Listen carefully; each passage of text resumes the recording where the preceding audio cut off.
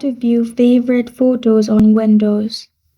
Hi everyone, it's Sophia to assist you today without any delay. Let's jump right in.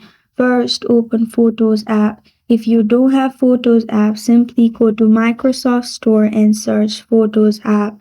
You'll find this kind of screen pop up. On left side, you will find Favorites. Below Gallery and above OneDrive Personal. Simply click on Favorite, which is the second option. In here, you'll find all the pictures that you have clicked favorite for. Simply in this way, you can see favorite photos, and this is how to view favorite photos on Windows.